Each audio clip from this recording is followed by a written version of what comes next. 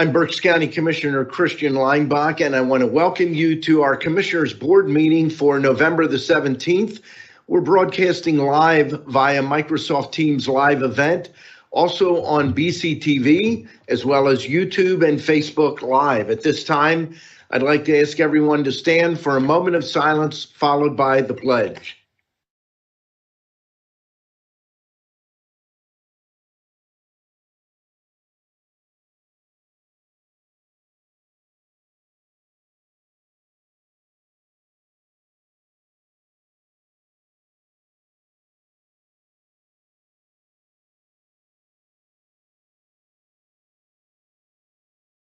I pledge allegiance to the flag of the United States of America and to the republic for which it stands, one nation, under God, indivisible, with liberty and justice for all.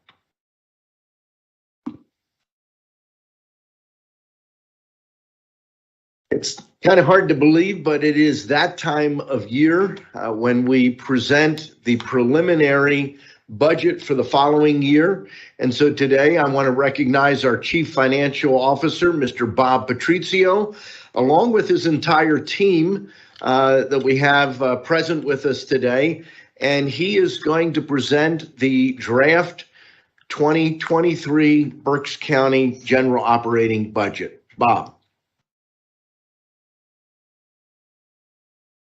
Commissioner, thank you very much. It's always an honor and a privilege to stand before you and present the 2023 budget, not only to the three of you, but also to the citizens of Berks County. This is a process that started in earnest immediately after we adopted the 2022 budget, when we embarked upon updating our our rolling 5-year budget forecast. And it officially kicked off with our department heads in the first week of May of this year, where we articulated and reminded them of the commissioner goals for this budget cycle, which quite frankly have been consistent for the tenure of this board, and also laid out the protocols and the benchmarks that we wanted to try to navigate within, and followed by many meetings, communications, conversations, collaborations throughout the entire year with the Board of Commissioners, with our Chief Operating Officer, with our HR department, HR director, our IT director, our facility director, and really all the directors of all the departments that have a piece in this budget. And the goal of all that was to develop a budget that we felt was fair and responsive to the needs of the community, that fulfilled the mission of the commissioners for each function or department within the county, and used our resources wisely and maintained our financial strength. And I'm pleased to report to you today that we, my team and I, believe this budget accomplishes those goals. So without further ado, let's get right to where we are. We're presenting today, Commissioners, a general fund budget, total revenue $269.9 million, total expense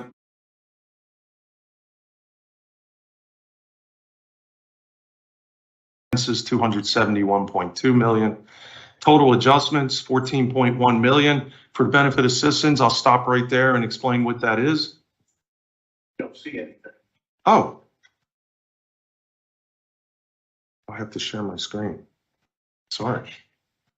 How to do that? I'm not sure. I thought it was. For you. I have to escape out of here and start. No. Oh.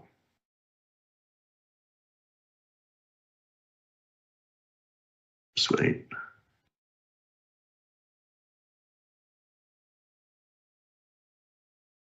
There we go. Thank you, Commissioner. So we're into the budget now after the opening comments, and we're recommending a general fund budget, revenues $269.9 million, total expense $271.2 million, total adjustments $14.1 million. Those adjustments are the county general fund contribution to our special revenue funds, chiefly children, youth services, domestic relations, and to a lesser extent mental health services, and also our our contribution to the 911 communication call center under the mutual agreement we have with municipalities, where the county pays for debt servicing capital. That has a deficit of $15.4 million. And for all funds, which includes the general fund, we're recommending total revenues of $645 million, total expense $658.3 million. Expense adjustments, they are depreciation expenses for our nursing home, Berks, and our residential center, for a net deficit of $14.6 million. Now, on the surface or the face of that looks alarming, but this, commissioners, you will know, is not the first time that we've had a budget put before you that has a deficit from all funds. And there's one primary reason that's been a consistent thread through all of them, and that is we choose to fund general fund funded capital with our reserves. That is consistent with GFOA, Government Finance Officer Association's best practice.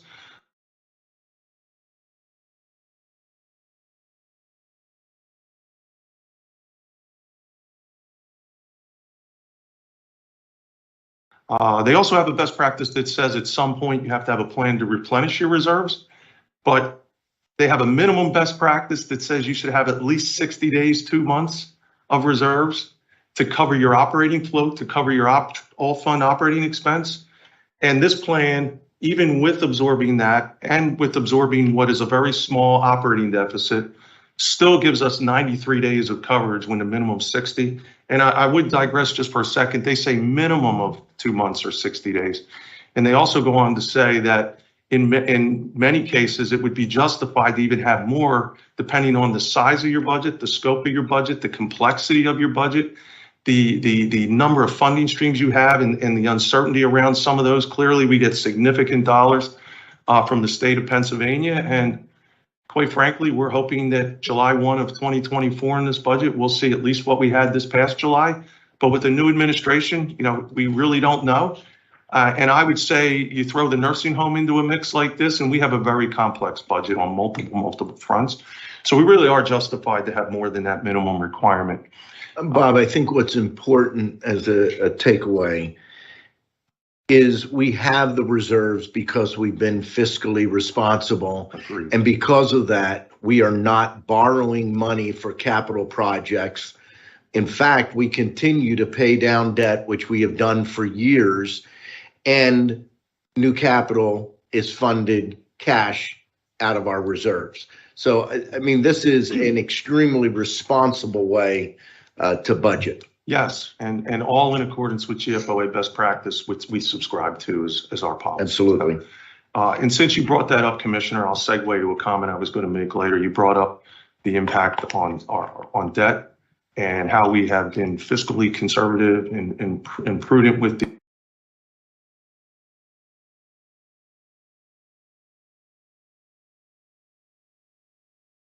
use of our taxpayer money. I was looking just yesterday, I went back to 2018 and I looked at our total debt service. Now, this isn't just general fund, It's all funds. At the beginning of 18, it was 272 million. And at the beginning of 2023, we're down to 141 million. Now you say, how do you do that? Well, we refinanced debt like we did in March of 2020. We got the low rates before the rates went up. We paid off our 2013 bonds because it knocked out 1.4 million a year in debt service that we would have to fund in this budget for the next 7 years now. But because we're using our reserves to fund capital, and because the interest rate cost, even today, if we had a finance, is much higher than what we're getting on our investment.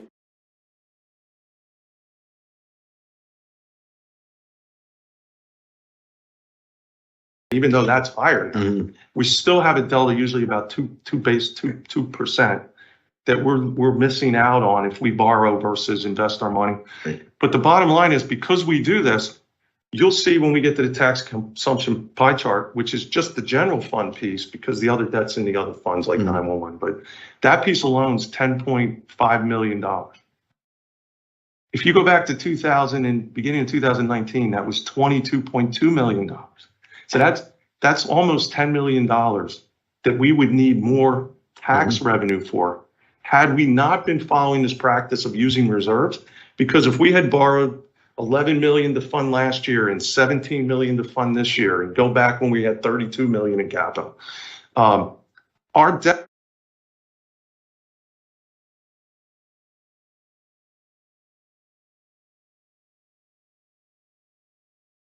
service requirement every year would be significantly higher. So because we're doing that, we have bond issues that were issued in 93 that matured.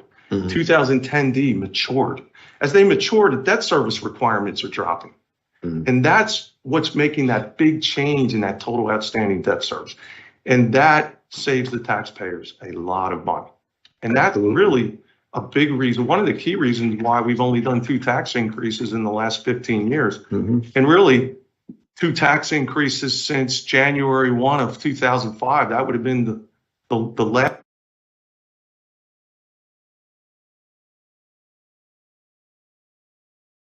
one prior to this board.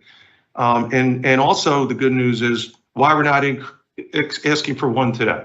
Right. We have a deficit here of 3.8 million. I'll explain how we get to that on the next slide.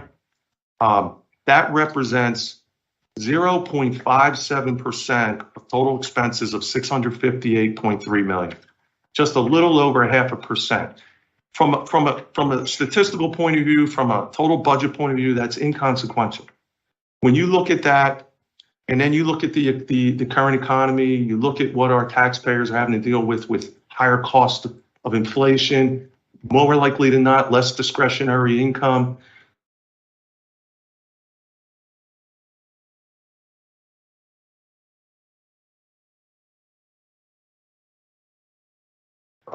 Let's hope not budget layoffs for any of our employers here, but you certainly hear more on that with the big mega worldwide companies over the last couple of weeks.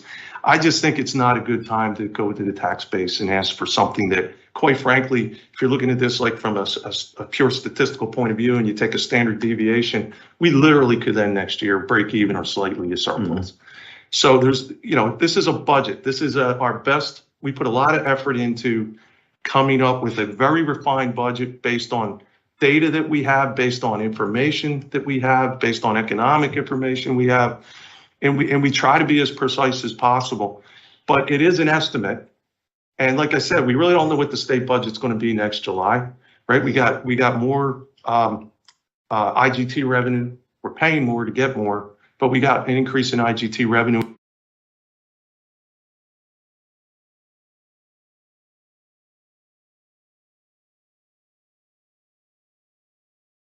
With the Heim, but there's no commitment beyond next July's budget at this point. That's why we don't have agreements yet, right? Because they're trying to figure out how the state asked us to put more money in, and we're not getting back anything close to what that should represent unless they're going to give us higher payments the second half of next year. Well, how do they commit to that when it's got to be a state budget, right? So, and I'll digress for a second. So we conservatively budgeted Berks Heim. We went with the higher rates in the first half of the year. We went with what we had for the last 6 months this year, and that's how we came up with the total IGT revenue.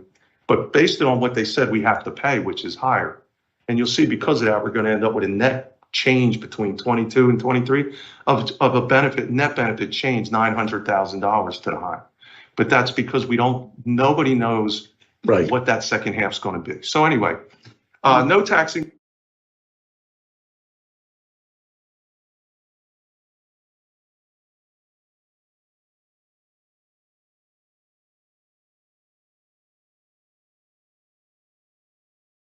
Increase. That means we have to stipulate a tax rate of 7.657 mils. That's a tax of 766 on 100,000 of assessed value. The other thing we're required to do in county code is stipulate a total expense budget for the general fund. And we already talked about that. One of the things I'll point out before I click down to some highlights from tax revenues is these numbers are a lot higher than they were last year. Revenues, expenses, general fund, revenues, expenses.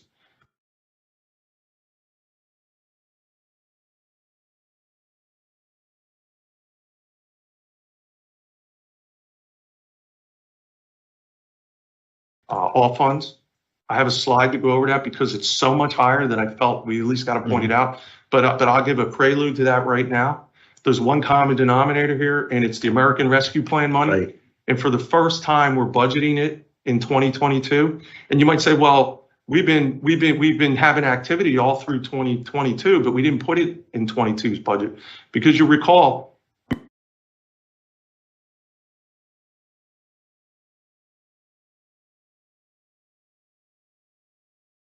we really didn't have a firm plan. We had a framework, but not a firm plan, number one. And number two, that the United States Treasury did not come out with the final guidance on what's eligible, particularly what answers we needed for the lost revenue calculation until January of this year. So we talked about this last year. We weren't putting it in, but because we put it in now, it's showing a pretty big increase percentage-wise. Both on the income and expense, or because revenue it's impacting, and I'll talk through that just briefly when I get to that Scott slide. But the ironic thing is,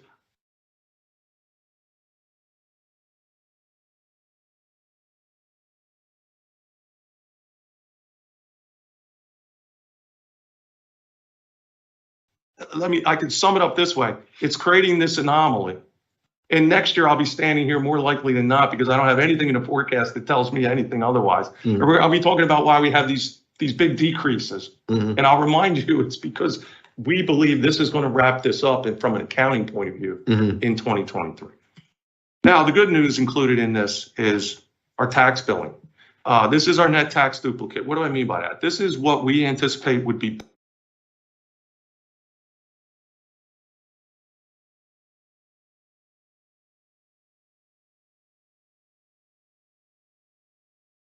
billed March 1st of next year, and what we think we'll collect. So when we do it based on collection, and we estimate we'll have a 1.6% discount, people paying in the discount period. We estimate 3% uncollectible, and that ends up going over to tax claim. But from a tax billing point of view, that's 1.9 million.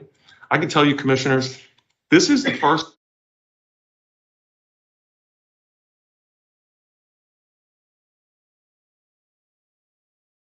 time that we're getting a sniff of 2 million organic growth. That means we didn't raise the tax rate since 2007.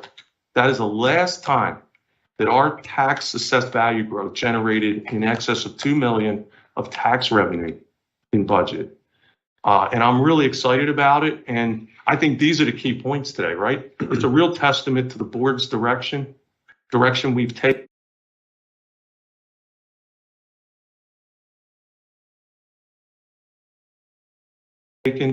To emphasize and recognize the need that we need to identify developable sites that have good intermodal or rail logistics that we can develop, that we can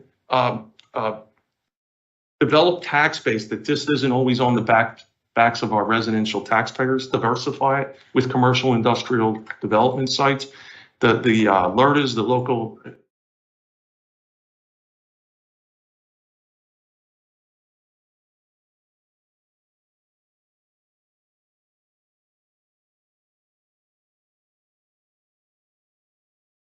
economic revitalization tax incentives are really coming home to roost now. We've had them where we've had several that hit the 10 full years that we're getting 100% of the value.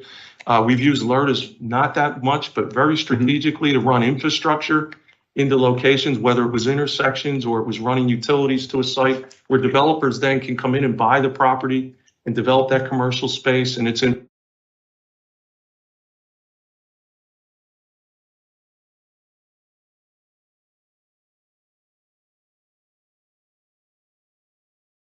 all over. It's down to southern part of county. It's in northern part of county. It's multiple places.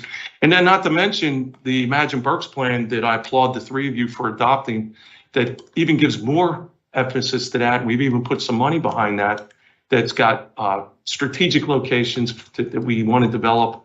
And I'm grateful for the coordination of that with our ag board, recognizing there's a need to do that and not competing for that kind of property. But that's my long-winded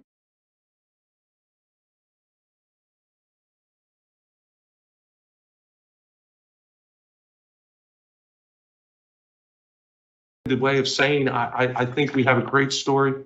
We've delivered on what we've committed to, certainly with the rating agencies. What we said was very promising 4 years ago.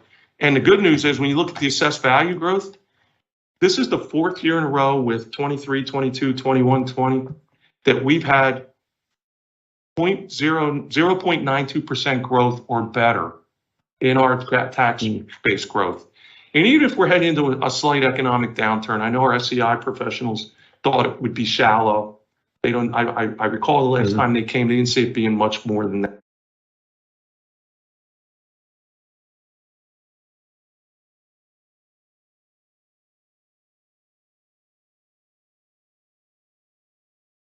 Next year. Even when we had the Great Recession, we never went negative in our tax-based growth. So we'll see how this plays out. But I think that we're going to do very well there. And then total tax revenue is 1.7 million. Somebody might wonder, why is that 200,000 less?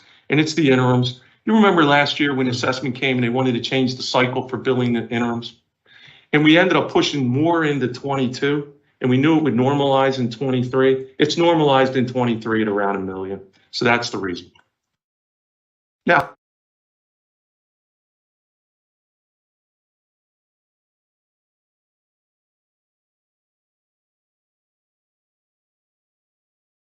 how do we get there? We have that deficit of 14.6 million, and we're saying the operating deficit is 3.8 million.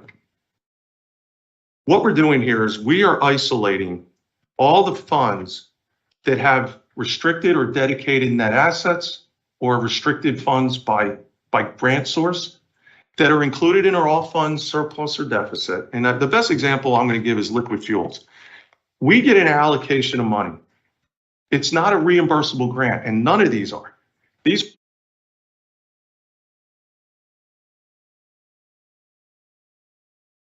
are allocations by formula where we get money on these items that are listed here. And except for the parking garage, and that's a fee that we charge and we set aside by resolution to fund improvements in the parking garage. But everything else is by statute. They get money regardless of what the projects are. And sometimes the projects get delayed for bridges because you need so many approvals.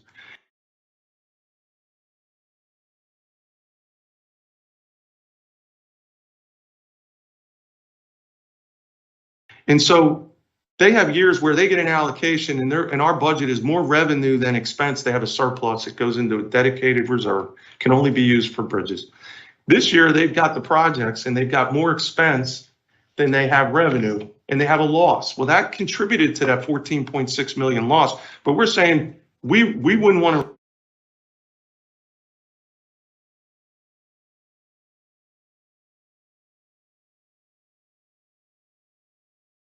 raise taxes for that because they have a dedicated source of money and there's plenty of reserves. So we're adding that back. Berks Heim, on the other hand, we're projecting a net income of 1.9 million. Okay. One of the big reasons for that, by the way, is 1 million of one-time state grants that they used. They applied their American Rescue money to their operating expenses. Then they created a pool of money for community support, just like we've done, just like Chester County, Montgomery County, a lot of counties.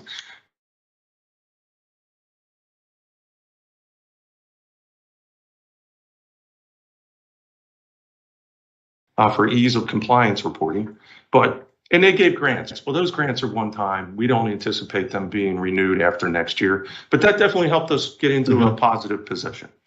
But anyway, that has made that loss. If I'm trying to get the general government operations, that made the loss smaller because it's net income. But we have an agreement that we're not going to take Berks Heim's net assets and help fund general government operations. We could by resolution, but the board made a decision. We're not going to do that because we want to maintain the ownership and operation of it. So we're subtracting that, okay? And that's what's going on here. And then you get down to the general fund capital, which is the next to the last line. There's the 11.2 million. We're taking that out because we're going to use reserves. So that leaves us the 3.8 million. Now, the GFOA best practice is that's fine as long as you're not running your reserves lower than the minimum of 60 days is their best practice. I mean, you go below it a little bit, but they say you got to have a plan to restore that at some point. Well, that 168.3 million is at the end of 2023. That means that already has the 11.2 million out. That has the 3.8 million taken out, right? It's already absorbed in this number. And that that represents 93 days of our total operating expenditures. So from our policy perspective, we're fine by taking this approach. And that's really the key point that I wanted to make here. And so just for the citizens' purposes, I mentioned that we had let the taxpayer, our departments know, but just real quick, what was our goals for this budget? No property tax increase, check. Balance operating budget without the reserves. I think that we're, at least from a budget perspective, looks like we need 3.8 million, but I think for all material purposes, when you're looking at just over 0.5%, I would say we essentially achieved that goal. Limit wage growth to projected inflation. I'll touch on that on the next slide. Limit headcount growth. No new debt, check. No new debt. We're not borrowing any new money this year. Fund new facility infrastructures with reserves, check. No new unfunded programs. Commissioners, we're not aware of any new programs, funded or unfunded, that are in this budget. Maintain commitment to farmland preservation. That's the ag easement rights. Education, that would be our sponsorship of RAC, Reading Area Community College. Economic development would be our Department of Planning, Economic Development, plus the support within that for our partner with Grady Raver Chamber Alliance. Our library systems and our park systems. Yes. The latter two being probably what most law-abiding tax or payers or citizens actually use when it comes to government services. Maintain our long-term financial stability. I've already talked about that. We checked that. And then the capital improvements, facilities, parks, bridges, and technology software. When I get to the capital slide, I'll point out that that's really predominantly where our capital plan is. So how do we do with headcount? Well, this budget includes 45.5 increase in full-time equivalent headcount. 22 was 2,167.5, and this will take us up to 2013. Now, 25.5 of that, a little over half, is Berks. These aren't new positions that you're going to see at salary board, commissioner. These are the positions you'll remember that we pulled out when our resident count cratered in 2020, not necessarily because of COVID, that's because we couldn't admit anybody because of all the protocols, access to the building. It was basically locked down. So it's really there was normal mortality, right? It's the nature of a long-term skilled position place, but when you can't replace them. So we pulled out positions, you recall, and all we're doing now is we got a budget where we think we're going to go from 302 to 364 by the end of the year. Still well below our full complement. Yes, and I talked with our management firm, Complete Healthcare Resources, 3 days ago, and we have a very firm understanding that these aren't getting filled if we're not, until we start to get over 302, and they're going to be filled over time. Right now, we're sitting down around 276, 280. And we're talking residents. Residents. In the healthcare industry, they call it census, so I apologize, but it's not residents. A problem. And so I just want to point out that we have a plan together that's we're hoping that will materialize. But if it doesn't, they won't be filled, but we're going to fund them. The other ones were salary board actions already, election services. I can let any of you speak to that. I know we added registrars, chief registrars, election coordinators, I think in OS, HR. When I look at elections, HR, and comm center, what I see is increase in demands on services. And so like HR, I think we added a payroll analyst, we added a HR manager and a coordinator. Comm center's 2 watch officers. The district attorney was really four part-time positions. 1 was a forensic analyst. 3 were just regular interns because he has great success of converting them to ADA 1s. And the market's so tight, the labor supply is so tight that he wants to do that. Wage increase, 6.8 million. It's 5.63%. The CPI for September, 7.7%. Now, we beat that indice, but the ECI, Employer Cost Index, state and local governments, 4.4%. But I think we need to look at how this breaks down. Our FTE increase is adding 1.7 million. Himes a big piece of that.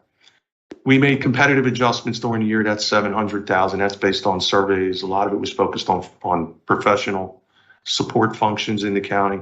And then we had base COLA increase 4.5 million. When you look at our average COLA increase, and we're excluding the increase in wages for headcount, which is 3.66% on average. When you add in the competitive increase, it's 0.59. So you get a combined 4.25%, higher than what it was a year ago. And I think we know it needed to be, so we can call inflation. And we have to retain our key employees, or you just lose so much productivity. But I think we're still on the mark there. I feel like absent the headcount, and I think the HIM's a big piece of that. I think we're close to limiting our headcount and our wage impact.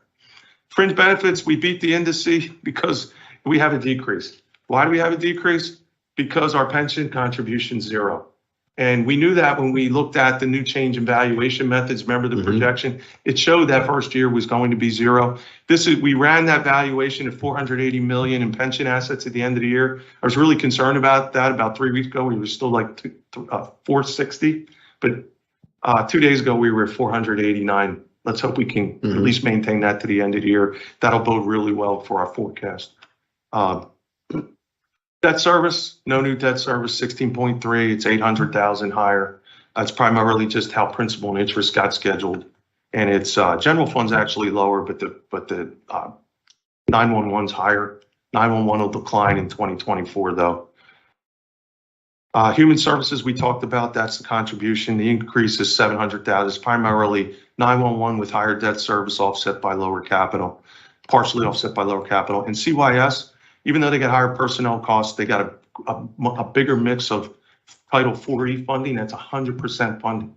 So that's actually decreased our match. South Campus location, for the first time, we have rent in there, $550,000 a year. Just sidebar real quick. I found out yesterday, MDJ Yacht's moving in the middle of December. That rent that we pay for his space is $26,000. As long as that lease can be terminated or terminates the end of the year, then we're going to put that in our adopted budget.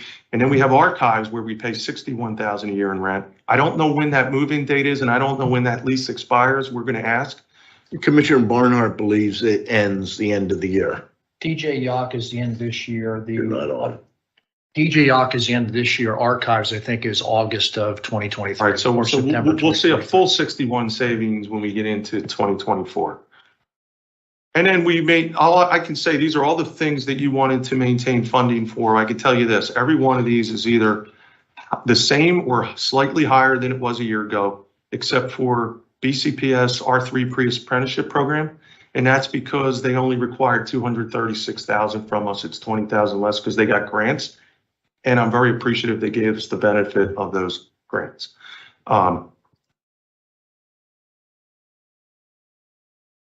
So the revenues, I'm just going to click this open because I just want to show you there's one theme here on all these categories of why we're so much higher. Now, I don't know if you can see my cursor, my mouse. I'm under general fund revenue. You see American Rescue Plan, lost revenue. This is the application of the remaining allocation that's unaccounted for as lost revenue in 2023 based on what we think our 22 revenues will be and how we estimate that calculation to go. And that's recognized as revenue in the general fund because we're using that to offset general government operating expense. You go down to the next category, all funds. Now we're in our special revenue fund, American Rescue Plan special revenue fund, just like we have one for aging and children use services, liquid fuels. Now we're recognizing that part of that 81 million that's left as lost revenue. We're recognizing in that fund as revenue. And then you go down, if you go all the way down to all fund expenses, you'll see there's an expense in that fund because we're transferring that to the general fund, and that's what created the general fund revenue. Okay. And then if you go to all fund expenses and you go to the second blue line, community infrastructure support, this is the allocation of the money that's left, right, to be spent. And we put it all in. So we didn't have this huge reserve because it was our understanding the commissioner's objective was we want to get this done next year. So that's not 100% decided, but we're going off of that directive. And I didn't want to show this huge reserve knowing that we've got this commitment, right? Correct. So that's really primarily the reason. And then, so, just back up, real estate taxes we already talked about. Berks HIM, the revenues are 11.1 million higher. It's an increase in the IGT Medicaid Day 164. It's the grants I already mentioned, 1 million. And the increase in the census adds 3.6 million more in revenue for Medicare, Medicaid, private pay funding. You go down into expenses, you know, we have to pay more to the state for the HIME to be able to get their 22 million in total IGT revenue. We're paying more than last year by 5.6 million. We already talked about community infrastructure capital plan. This is the general fund piece. That's the increase over last year, 4.6. Personnel costs just in the general fund increased 3.7. I already mentioned lower debt in the general fund 1.1. JPO placements, they continue to just an outstanding job using day reporting, diversionary practices that result in just lower and lower, highly expensive institutional placements. So we got savings there. And then of course, if the HIME's headcount, if the bed count's going up, then our HIME expenses are going to go up. And we've got personnel cost higher, and we have the net asset transfer to the general fund where they contribute a net asset contribution to the general fund. So the general fund is made whole. This is the increase we have to pay. So they're covering that. But when I told you about what the net benefit is, which is right here, it's net of that. So we're going to pay 14.9 million. Put this in perspective. Last year was about 9.8 million. Berks is going to receive 22.9 million. They'll net 8 million. The key point, Commissioner, you made this point the other day. Without that 8 million, we've got a serious loss at the HIME, and we're eating up net assets pretty quickly, and then a really tough decision would have to be made. So we want to hope that that doesn't go away because they have not given us bed rate increase. Right. Capital plan, all you need to know here is it's 17.6 million in total, 6.5 million higher than last year. You wanted it to be focused on bridges. You can see 4.4, facility upgrades, 7.6. The noteworthy item here is 5 million is in that for fit out or leasehold improvements at the South Campus. You got your hardware software upgrades as our IT investment. You have parks, trails, and park facilities, 1.4 million. Interesting, park trails is 450,000 for trails and improvement in trails and trailheads, Berks time and other equipment. What's not in here is the Ag Center renovation cost because we haven't gotten the engineer updated requirement. And I don't want to hazard a guess. I think it could be so different than what we thought it was a few years ago. But it is planned to go forward in 2023. That's why I have it. And it'll be funded out of reserves. Yes. And if we know like by December 3rd or 2nd or 3rd, we'll put it in the capital plan. And it will be the same process. We got the reserves. We're going to fund it with general fund. Right. That was originally 9 million, but it's going to be more than that. Yeah. It's got to be. That's just because of years inflation. Old. So we'll see. And then I'm not going to read through this, but this is more for the citizens when it's on the website and for the Ready and Evil and anyone else. It's really a little more analysis on what's in those categories that are listed. So every budget comes with risk and rewards. You know, we already talked about Berks HIME. We're at 280. You know, if we don't start growing from 302 to 364, we're certainly not going to get an extra 3.6 million in revenue from bed count. Staffing, the impacts on staffing, you know, the labor market's so tight. If we can't fill the positions that we have, I checked with the jail yesterday, they still got 33 vacant COs. I know Christine would attest to this. If you go back, or even HR, Jess, you know, I think my mind, the average used to be like 12 to 17, maybe. It was regular. We're just not regular there, and that generates a lot of overtime. Same thing with the HIME. Now, the HIME's okay, but if the census starts growing and they can't fill these LPNs, RNs, CNAs, dietary positions, housekeeping, then, you know, we're looking at overtime. The inflation interest rate effects on CBA wage negotiations, healthcare costs.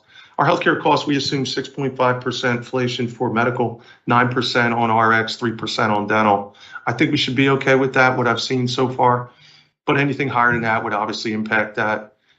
Interest earned on reserves, we assumed in this budget 1.25 basis points, 1.7 million. I can tell you I have enough data that I've just seen after we cut off that we're going to come back and adopt the budget. We're going to increase that.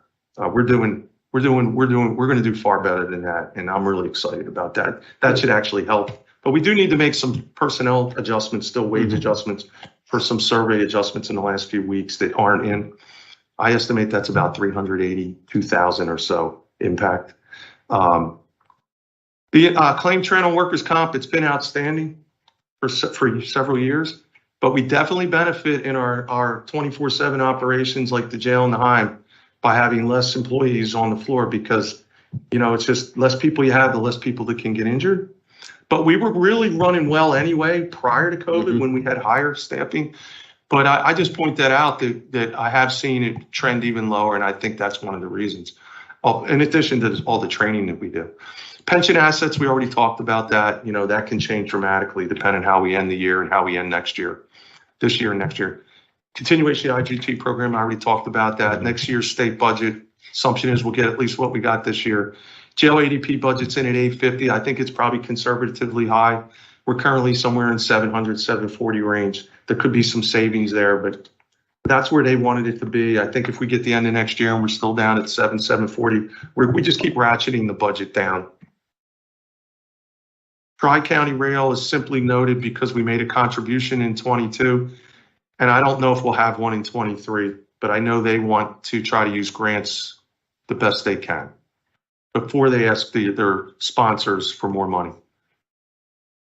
Okay, so the taxes consumption for the citizens, where did their taxpayer dollars go? Commissioners, it's still the largest is judicial services.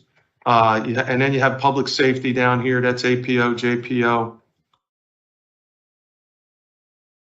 primarily. And then you have emergency services. If you combine those together, that's consuming 44% in this chart. That's a little low, commissioners. It's usually over 50, 54%.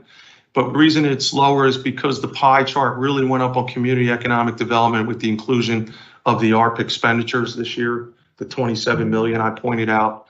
And that reduced all the other percentages on the pie. But next year, I expect with that being one time, this pie chart will return to the fact that judicial, public safety, and emergency 911, if you consider it all under an umbrella of public safety, will be probably 53, 54% of the total.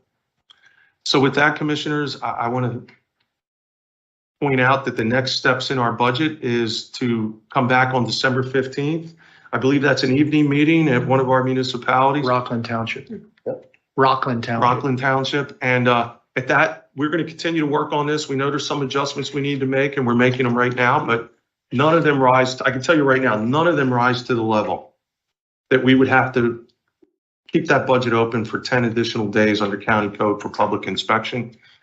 And I'm hoping that the net of these adjustments will be break even or even slightly favorable and lower the deficit, but we'll see. Obviously, if the Ag Center thing comes in a total deficit, if you just look in total deficit, going to increase it. But we're going to back it out, and I'm hoping we'll still be. I'm confident we should be somewhere around 3.8 million, maybe hopefully a little better. With operation. Yeah, with operations. I don't expect it to be dramatically different than that number. After the meeting today, we'll post it on our website. We'll have it available if somebody wants to walk in at the budget office and the commissioner office. So with that, commissioners, I truly and sincerely thank you for your attention and your commitment. And may I thank my team before I move on? Absolutely. And I want to thank my team, all of them. I'll start with the new ones first, Jackie and Jennifer and Kate and Kevin, and not least of which Laura. So Mohammed, can we get a shot of our budget team in the back? Why don't you guys stand up so they can tell? Yep, go ahead. It's a basketball team. There you go. Thank you guys very much. I could not have done this without their tireless efforts. And I mean, tireless efforts. Thank you. So with that, The brawn behind the bluster. oh my right? gosh. There you go. Yes. Got it. Comments from my colleagues. Well, Bob, thank you, and to the team back there, thank you as well. I know it's not a one-man job, but there's a lot of time that goes to put this together. Something that learn everything, something new all the time, and when you started, you said that this process started when we adopted last year's budget. So it's an ongoing process of betterment and an ongoing process of looking at where we're at, where we're going to. and the 5-year budget, it's great that you do that as well, because it allows us to project out capital expenses and other items as well. So thank you to your team. I know sometimes I leave here fairly late and Bob's car is still down there. I don't know the rest of the team because I don't know where they park, but I do know where Bob parks. And especially these last few weeks, Bob has been here sometimes 7, 8 o'clock at night. After I go to an event, come back to get my car, still see Bob's car down there parked. So it's a lot of work. He has one of his employees take him home. No, okay. He's trying to calls crack an Uber, right? Yeah, I always thought he had car trouble. Uber, okay. But also thank you not only for putting the budget together, but I know, and at times we joke about it, but Bob and his team are always looking at the budget. What's budgeted? Where are we at? What could we do better? Watching expenses, making sure that the county remains in a solid financial position. And we met last week and we're speaking, and even for this year, we're doing very well from actual versus budgeted, which is good news also. So again, thank you to you and your team, and also the department heads out there because they're part of putting this budget process together as well. So thank you for what you do and for watching out. So you're not watching out for the county's money, you're watching out for the taxpayers' money, because ultimately the money here belongs to the taxpayers. So that's who you're looking out for. So thank you.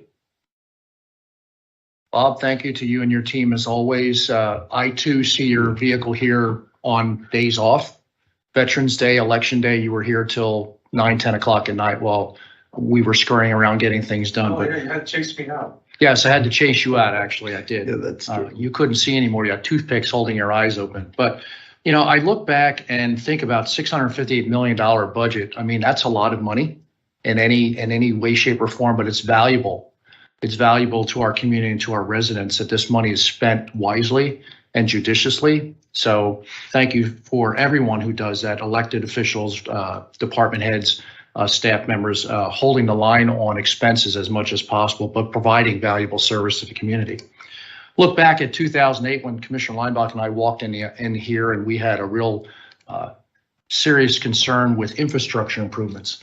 I think we've come a long way in 15 plus years. Very proud of the bridge demolition, turnover, the rehabilitation of these two facilities, and on and on. A lot of things that we really knuckled down and said, look, there's a reserve fund for a reason. And we can't let things continue to decline because they cost 2 and 3 times more money when you finally get around to repairing them. But I too am encouraged. Hopefully we can staff up, not just at the nursing home, but in all departments here in the county going into 2023. Would love to see the population increase of residents at the nursing home because there's a lot of need out there in the community for those beds. And of course, we hold a lot. We continue to discretionary funds, RAC, BCPS, BARDA, COCA, the libraries and parks. These are things we do not have to spend county tax dollars on, but we choose to. And I think it's really a great return on the investment. Imagine Berks, funding Imagine Berks. We've said this all along. We had our economic development plan put together almost a year and a half, and we didn't want to put that on the shelf. We wanted to make sure it paid real dividends in building a tax base here in Berks County. And appreciate the allocation of money to the South Campus, a new facility for us. We're going to be doing a lot more there, not just election storage equipment, of elections equipment, but moving the archives and moving the MDJ and some other operations into that building. We really partnered with the redevelopment authority, but by the same token, it was a real value we couldn't pass up. I want to segue into one thing I was going to bring up done in my report, but you alluded to the population at the jail at 850, and we're tracking between 7 and 740. We're at 720 this morning. Today at 1 o'clock in person here, we have our correctional facility steering committee meeting. And you'll see in our agenda today that we are going to be adding Pam Seaman, our MHDD administrator, to the steering committee. And as we set this up a year ago, we were going to add people as we felt the need to. We're moving into a different phase of the correctional facility development, and that will really focus on diversion, on things like what's the value of work release? Is it really valuable? We took a day trip to Dauphin County on Monday to look at Day Reporting Center. which we're going to be proposing probably December 13th at a budget ops meeting. This can divert people out of the criminal justice system over an extended period of time. Our goal here, and more importantly, our number one issue is mental health. Those folks on the D roster, if you're not familiar with the D roster, those are severely mentally ill inmates who do not belong in a correctional facility. We are a stepping up county, NACO stepping up innovator county. So we're going to be spending an awful lot of time between this month and throughout next year, really looking at how we have that population permanently below 700. Not, the variables. Of course, we have variables with state inmates waiting for transportation, but we really want to focus on right sizing this facility, making sure we have squeezed every drop out of that towel, looking for diversionary programs. We're going to be working in partnership with CGL. They have experts in the field of mental health. They'll be working with Pam Seaman. They have experts in APO, adult probation, and diversionary programs across the country, working hand in glove with Bob Williams, our retired APO, JPO chief. So we're really looking forward to really understanding the needs of those folks in the criminal justice system where they're better served, whether it's day reporting, folks who are reporting to work release, as well as, again, the severely mentally ill folks who, quite honestly, the average length of stay for a jail should be more like 60 to 70 days. Typically, a mental health person is in for an extended period of time, sometimes 90 to 120 days. So we want to turn that back around and get those numbers driven back down. So that's the goal of the steering committee for 2023. So again, I was going to say this during my part at the conclusion of the meeting, but since you pointed that out in the slide, I thought it was appropriate to bring it up now. You may. And that saves us a lot of money Absolutely. because they're on our nickel when they come across the threshold for healthcare. Right. And we know just from projections, a 64-bed unit at a new facility is an $8 million construction cost. And add on the 24/7 correctional officers to have to man that unit that we're 38 COs short. So there's a lot that has to go into this going forward. So thank you. Yeah. Thank you very much. Before I say thanks, I want to keep on the topic that Commissioner Barnard opened. This does not mean we are not going to build a new jail. It simply is going to delay and refocus our attention on the size of the jail. This has been a discussion for some time, and there's an enormous opportunity. And just to put it in perspective, the size of the work release population is about 11% of the current population. And these are individuals that basically are working 8, 9, maybe 10 hours a day out in the community and are coming back to sleep at the jail and to maybe get their dinner. That doesn't make any sense. If they can be trusted to be in the community for work, why not get them out of the jail? It benefits the taxpayers, but it also benefits those individuals and their families. Things are going to be socially much more stable in that environment. And you take 10% or 11% right now of the population away. If you look at the mental health numbers, the C and D categories are where the most severe people are. D, severely mentally ill.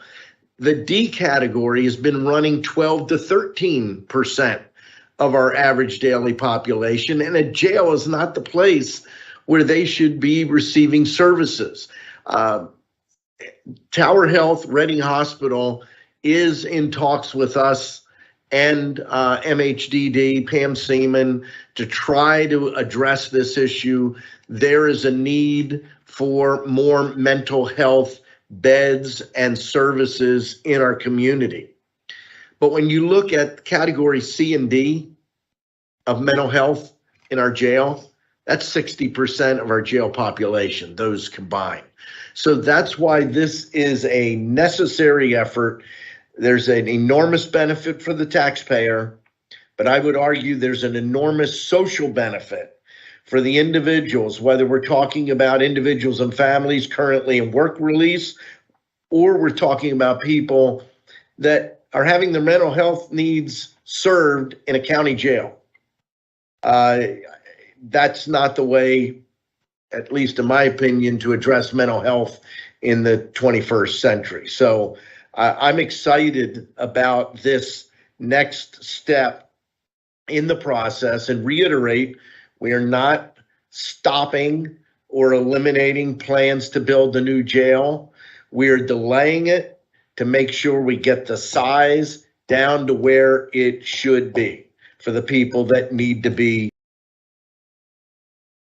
I also want to thank Bob Patrizio, our CFO, Laura Jones, our deputy, and the entire team. I think it's important to note that this Board of Commissioners doesn't play politics with the budget. The budget staff, our CFO, does not deal with the commissioners walking in and saying, hey, I need you to do this or need you to do that, make things look better. That's not necessarily the case in other areas of government. That's not even necessarily the case from a historical perspective here in Berks County. And why is that important? I'd argue that there's two reasons. Number one, we want truth in budgeting. If you can't trust your budget and your budget team to be doing their job relative to the rules, you got a problem. How do you rely on a budget that has political influence? But two, it is a model of this Board of Commissioners that we want our professional leaders to do their job. And that means stepping back, not being disengaged, we're engaged, but stepping back and making sure that any involvement we have is at a professional level and not a partisan or political level. That's vitally important. This team has done an amazing job. They continue to do an amazing job. When you look at the history, Bob mentioned 15 years. Let me just share a little bit of data. In 2008, we had 2,132 full-time employees, 459 part-time. Now, I only have data from August from Jess Weekneck, but in August, that number was 1,741 full-time. Now, my guess is we've added a few. We're probably a little closer to the 1,800 and 312 part-time. But also consider that since 2008 to 2022, a 15-year period, inflation, and I don't know exactly, but we're closing in on 50% inflation over that period of time because of the most recent data. The 12-month running data on inflation is 7.7%. A cumulative inflation rate of just under 50. We've increased taxes twice for a total of 10%. That is conservative budgeting. And those directives on tax increases come from the budget department. Now, granted, you need fiscally conservative commissioners that aren't just spending wildly, but it is the budget department that consistently says to us, commissioners, I wouldn't do this. I would consider this alternative because here's the impact 5 years from now. And that's the other thing. Shockingly, we are one of very few counties that I know in the country that do 5-year budgeting. In the private sector, that would shock people. In the public sector, most political people think in the terms of 1 year, just 1 year at a time. Well, when you do that, you may spend money that seems like a good deal today and costs you big time in 5 years. You may make a choice not to spend money, technology or some other area today, because it's going to cost us money in the current budget, but could save us enormous dollars in a 5-year budget. If you're not doing 5-year budgeting, and we aren't, our budget team is doing 5-year budgeting, I don't know how you make those decisions. So I'm thrilled with the work that you've done. I know our voters and residents, whether they're individuals or businesses, are glad that there's not a proposed property tax increase. But it's more important to understand that this is not a one-time thing. This is a track record of this budget department, and it makes a difference when you focus on what matters most, and finances are number one. So thank you very much. Any other comments? Okay. We are going to continue with the agenda. Are there any additions or corrections for the November 3rd, 2022 meeting minutes? Hearing none, the minutes will stand approved as presented. We did have 2 executive sessions, one on November the 14th on personnel, one on November the 16th, personnel, litigation, and contract negotiations. At this time, I'll recognize my executive assistant, Anne Marie Grill, to read the public comment policy. Thank you, Commissioner Leinbach. Public comment will be accepted in person and through the Q&A function. Please include your first name, last name, and municipality for all comments. Any comments without name and municipality will not be considered. Each citizen can submit one comment. Comment length is dictated by the limitations of the platform being used. Teams Q&A, Facebook, YouTube.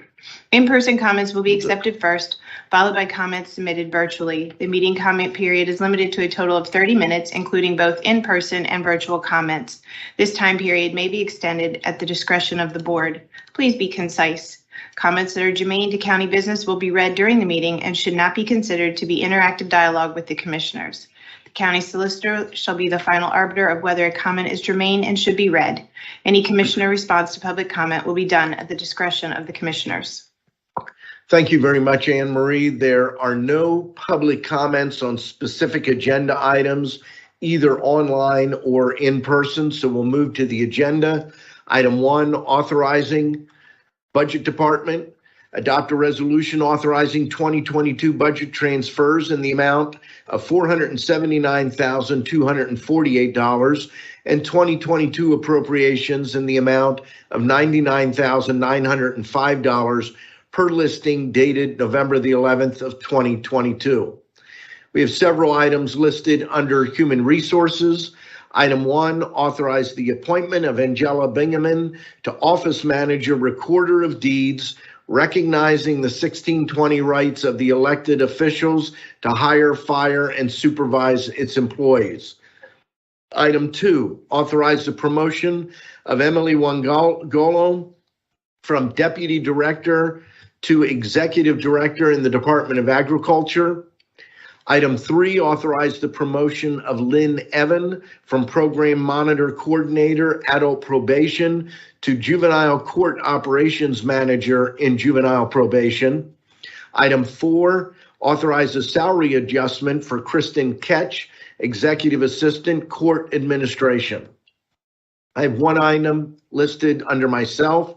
Adopt a resolution authorizing the reappointment of Barbara Werner, Hamburg, Pennsylvania, to the Berks County Children and Youth Services Advisory Board for a 3-year term expiring on December 31st of 2025.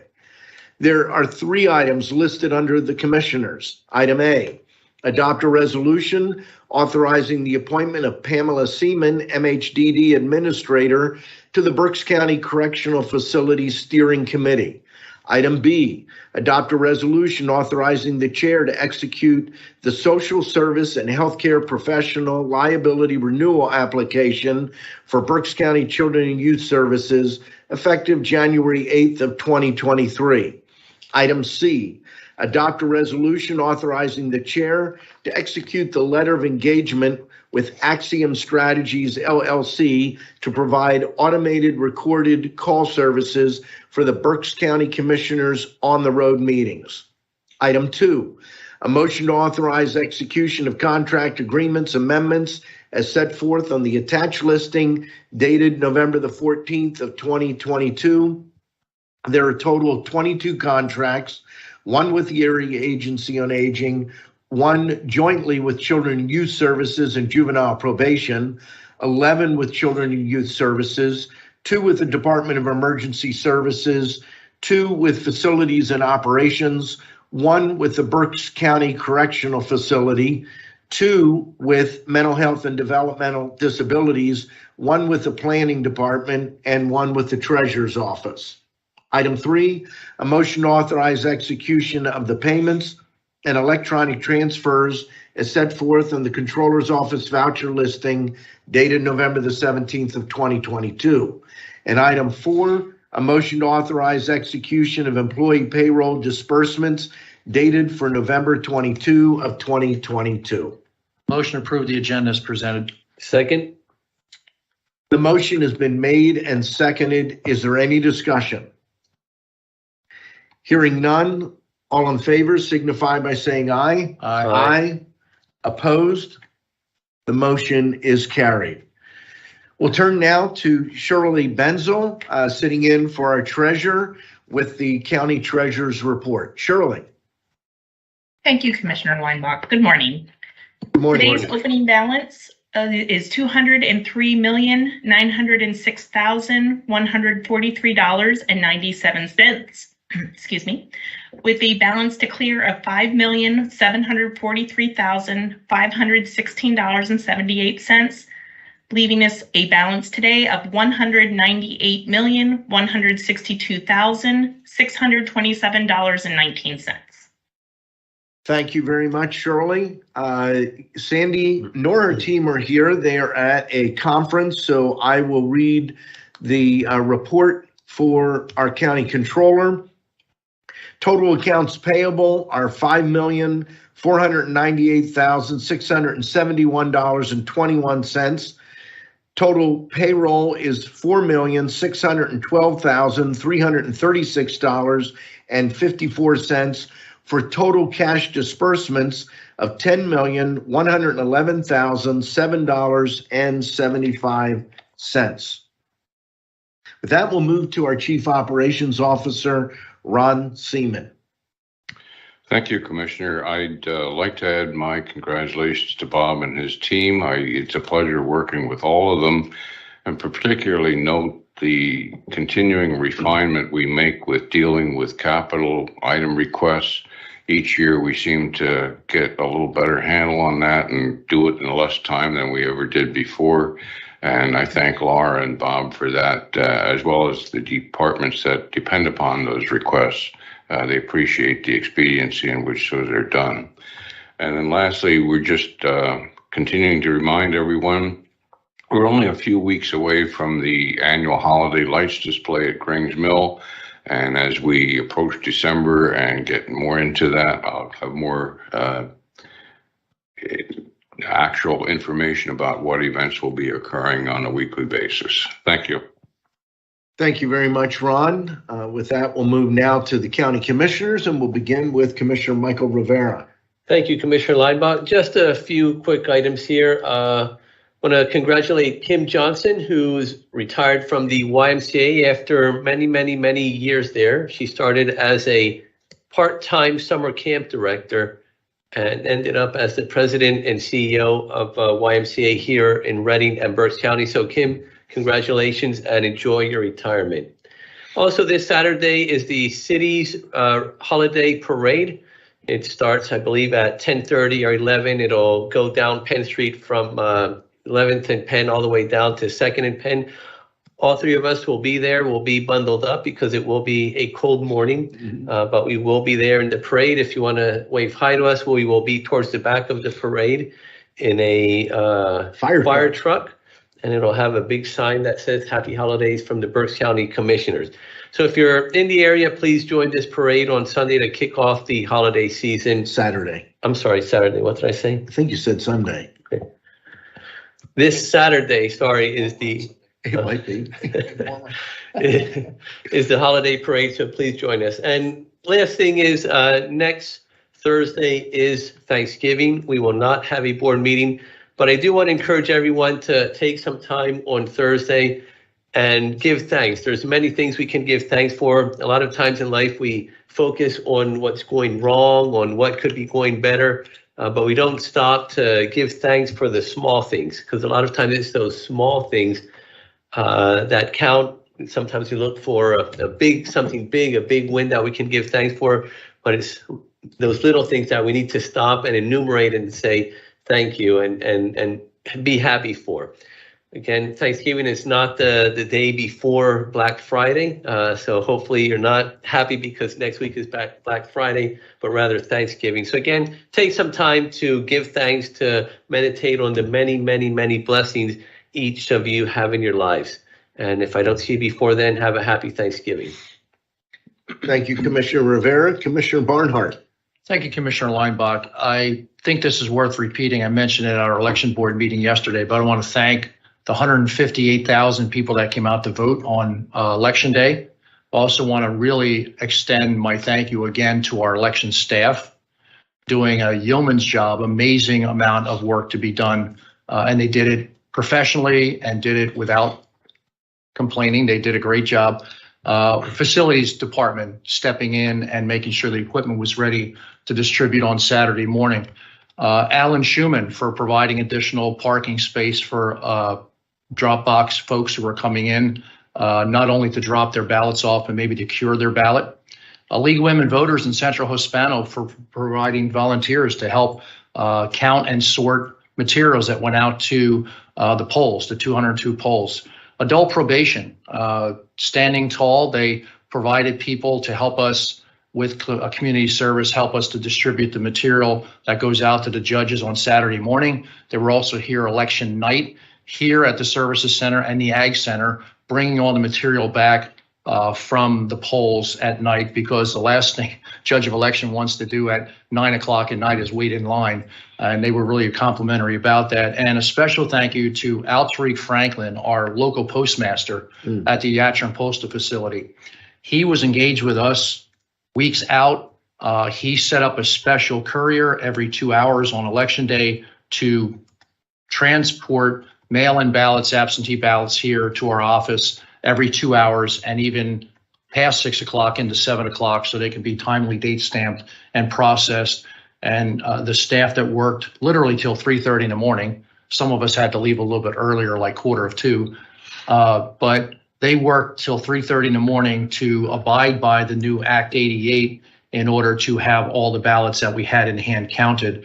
So everything that came in that day in the mail and what came in the drop boxes and at the counter were done successfully by 3:30 on Wednesday morning. So I probably missed somebody, but it was really one of these things. Collectively, everyone pulled together, communication, rovers. It was just an amazing thing to watch, and everyone's to be complimented and commended for their job well done. So thank you.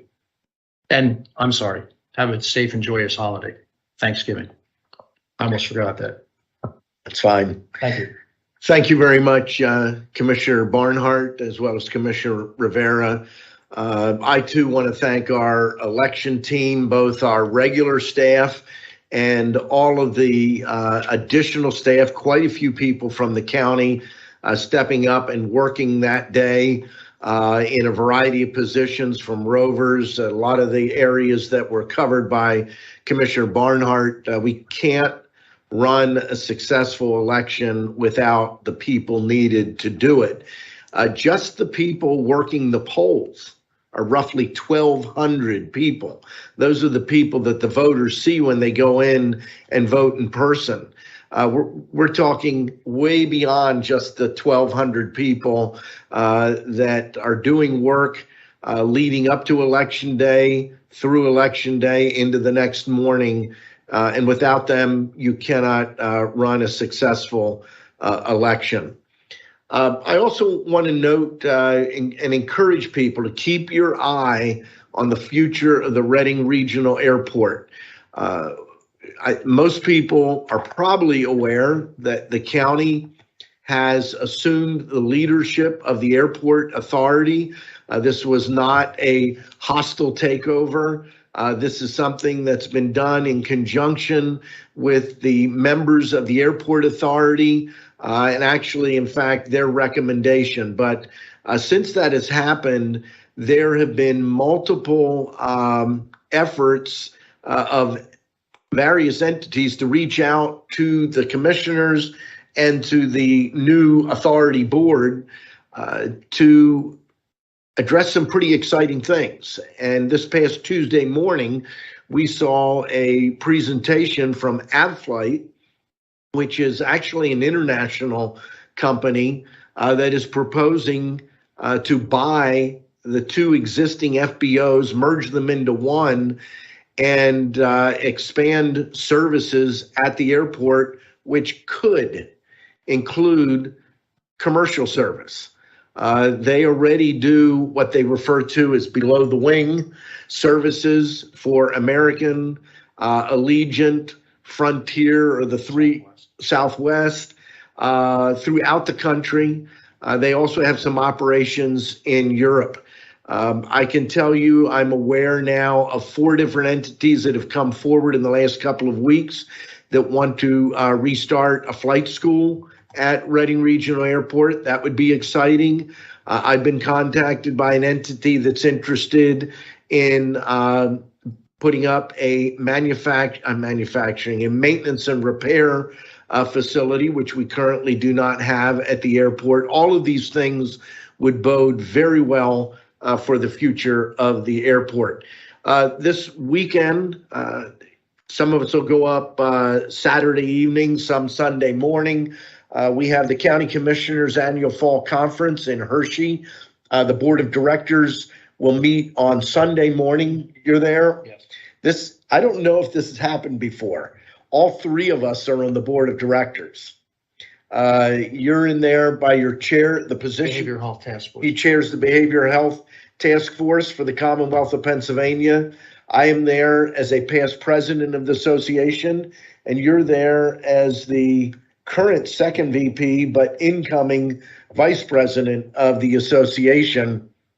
I'm aware of my time that there have been as many as 2 people from the same county on the board, but I'm not aware of 3. I think that bodes well for our influence from Berks County, but I also believe it speaks volumes about the leadership of my colleagues, that because the position you're in, he was chosen by the current president to serve in that role. You were chosen last year by all of the members. I don't know, did you have an opponent? I don't remember. No. About 15. That's why he won. Nobody was running against him. No, all of the members supported him. That's a big thing. So it speaks volume for both of my colleagues. The last thing, I too want to wish everyone a very blessed Thanksgiving. I'm one of the people, I get frustrated when people put their Christmas stuff up before Thanksgiving. Now, the day after, my wife and I and our grandkids are going to Beck Tree Farm. We're going to get our tree. I'm fine with that. But these are 2 distinct holidays. For me, they're my favorite holidays of the year. Nothing against the others, but I just love everything about Thanksgiving and family and thankfulness to God in spite of circumstances. And there are 2 people that I often think about when I think about thankfulness. Both of these people I've known for many, many years. The entire time I've known both of them, they've been in a wheelchair. And yet, every time I see these individuals, they're smiling. One is Clark Cantner, who works in the Register of Wills office. He's always smiling. And he's always talking Philadelphia Phillies or Philadelphia Eagles. And Kathy Phillips, who goes to our church. I just am amazed. I complain, my shoulder's sore. Here are people that are happy and thankful day in and day out. Surely, one day out of the year, we can find things to be thankful for. So happy and blessed Thanksgiving. Any comments from our row officers? I didn't look. I don't know if we have any. Yeah, we do have Mary Kozak is on. Any comments from row officers? Public comment. We have two in person, and I'm going to begin first with Floyd Turner. Floyd is from Muhlenberg Township. Topic is Veterans Affairs. If you want to step up to the mic. Britt, can you make sure the mic's on, please? Timer. Awesome. Thank you very much, Commissioners. I appreciate the opportunity to speak with you here today. For the last 2 years, I've been working on a project at Charles Evans Cemetery with the Veterans Affairs Office. And really, I'm here to commend the folks at the Veterans Affairs Office. Ken LeBron and his crew have been absolutely fabulous to work with. They have been supportive and responsive and just incredible, truly a pleasure to work with. And an extension of that thanks goes to you, gentlemen, as well. The project that I have done there would not have been possible without your support. And I know all three of you for some time now, and I know you to be very supportive of veterans, and I truly appreciate that. So thank you very much. In the spirit of Thanksgiving, I am here to thank all of you. Thank you. Floyd, and thank you. Thank you for sitting through a very long commissioners meeting to say thanks. A lot of people wouldn't do that, but I sincerely appreciate that. And I appreciate your efforts for veterans. You're wearing your Wreaths Across America shirt. That's something you've been involved in for a long time. I think each of us spent time with you at Charles Evans Cemetery, showing us the work that you do out there to make sure that graves are not just marked, but they're properly marked. I never forgot the one where the marker is grown into the tree and it's actually the wrong marker for the wrong war for that particular vet, although it's not, you don't want to damage the tree trying to get the marker out. So thank you for all that you do. Yeah, you took the longest meeting of the year to come to speak with. It was a civics lesson, so.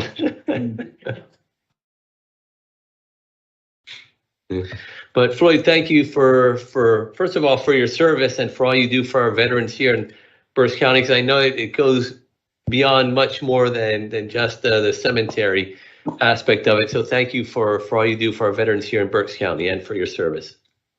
We have one other person to address us, Crystal Gilchrist. She is from the Perkiomen Stormwater Planning with the Perkiomen Creek Watershed. I have what you sent me. She is also a resident of Montgomery County. I've explained this before, but under Pennsylvania law, we do not need to allow non-residents to speak. Krista was gracious enough to reach out to our office either late last week or early this week and to ask about it. Absolutely no problem. Britt, is it on? It's already on. So Crystal, and again, 3 minutes time. You got it. Thank you very much for allowing me this opportunity to provide you an update on an effort that we've been working on over the last year on stormwater issues. After Ida last year, and I know everyone got clobbered by Ida around here. After Ida, we started putting together an effort to promote comprehensive stormwater planning, specifically for the Perkiomen Creek watershed, which is part of Berks County. And since that time, we have acquired a number of letters of support from municipalities and other entities I've been talking with planning commission members. I've talked to your planning commission, and I've talked to a lot of state representatives. In the last year, Representative Joe Webster from the lower end of the watershed was able to get $1 million inserted into the 22-23 fiscal year budget. We're halfway through that year, unfortunately, and we're working with DEP to try to figure out how to best use that $1 million for mapping and data collection throughout the watershed. We need to move fast in order to make sure that we can utilize that money appropriately and in a way that helps move this stormwater planning effort forward. So I wanted to let you know that we are moving forward. We are making progress. I will be back in touch with your planning commission again real soon, probably after the holidays at this point, to try to figure out how we use this money most effectively based on the information that counties already have available, that municipalities already have available, and what we can do to do the first phase of a full Act 167 plan to start addressing stormwater issues, not just throughout the Perkiomen Creek watershed, which is a small portion of Berks County, but I think what we learn throughout this effort will help inform counties throughout Pennsylvania, really, to work collectively at a watershed basis as opposed to a political municipal basis. And I'd be happy to answer any questions that you have real quick. I know I don't have 3 minutes. I don't want to take up too much more of your time, but if you have any particular questions about this issue, my email address is there on the presentation at the bottom. You can ask me now, or you can get in touch with me later. It's all perfectly fine, but we will just continue to move forward and keep you apprised of all the efforts that we are making. And just so people are aware, I will correct you. It's not insignificant in the area that it impacts in Berks County. And in many respects, we're kind of the headwaters of the watershed. So people can get a perspective. It goes all the way from the Boyertown area up to Hereford Township and skirts along Long Swamp. To the west, it's bordered with Rockland District, Pike, into a little bit of the Ole area. And these areas do flood, and flood much more frequently in the last 10 to 15 years. If you, and I've gone through the material, so the west branch of the Perkiomen on Forgedale Road in Berks County is one of those areas. Swamp Creek, Bechtelsville, Berks County. So this is something that is significant, is necessary. The one question I do have for you, have you had any conversations with the Berks County Conservation District? We have not brought the conservation districts into the conversation yet for any of the counties. Just yesterday, though, we did have a conversation with DEP, and a number of people, it was a whole crew of people from DEP on the conversation. Their recommendation was also to start bringing the conservation districts into the conversation. My effort specifically was focused on gathering local support for this effort to try to promote it kind of upwards through the political chain. And I think that's working well. But now we are to the point where all the counties really are pretty much on board with the idea.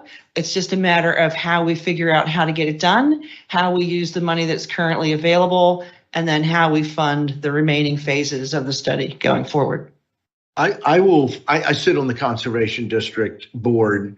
I will forward your information to Dean Druckenmiller and make a virtual introduction for you so you can reach out to him. I believe something like this would be closely coordinated between both the Conservation District and the Planning Commission here in Berks County. It's absolutely necessary. I think we're going to see more and more occurring. Not just, this is the Perkiomen Creek watershed, but it is part of the larger Delaware River watershed.